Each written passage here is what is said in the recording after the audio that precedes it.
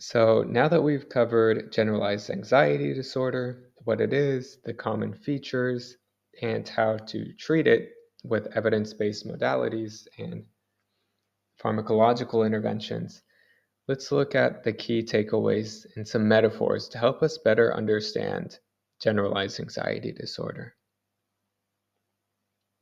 So the treatment priority for generalized anxiety disorder is cognitive behavioral therapy, and it's considered a first-line psychological treatment for generalized anxiety disorder due to its robust evidence for both acute and long-term effectiveness, including 3 to 12 months post-treatment. It's also important to mention that there are emerging psychotherapies that may be just as beneficial, such as acceptance and commitment therapy, or potentially more beneficial, such as metacognitive therapy, even though the evidence is still solidifying and still emerging.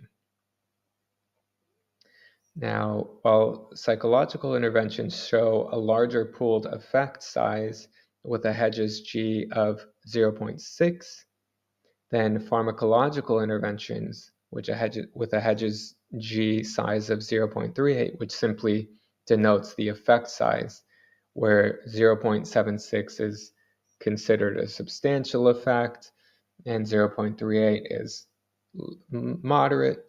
Control type differences prevent a direct comparison of efficacy between the two modalities.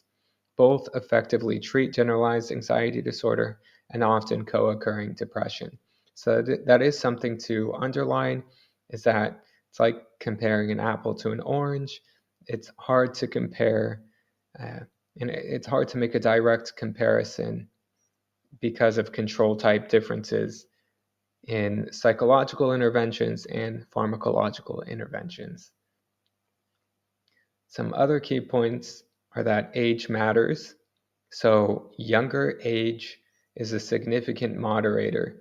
This predicts a larger treatment effect size in psychotherapy. So, basically, the younger that you intervene in generalized anxiety disorder, the more likely there is to be a more positive effect in the outcome. Um, Another thing to mention is that generalized anxiety disorder is a chronic, often costly, and pretty disabling disorder that accounts for substantial disability days and increased medical system utilization. It's also important to note generalized anxiety disorder is strongly associated with increased suicidal thoughts and behaviors, and that's independent of other comorbid diagnoses. Now, let's get into a metaphor for generalized anxiety disorder. So, it can be thought of as trying to manage a faulty water heater in your basement. The excessive and constant worrying is like a pipe that is perpetually leaking fast and unpredictably, and it ends up flooding the space. You spend all your energy running around with buckets and mops, and this represents the associated symptoms like fatigue and restlessness and concentration problems, trying to manage the symptoms of the flood, but the leak never stops. Cognitive behavioral therapy and other interventions are the instruction manual that teaches you how to find and turn the main valve to control the flow. And this gives you the tools needed to stop the excessive leak.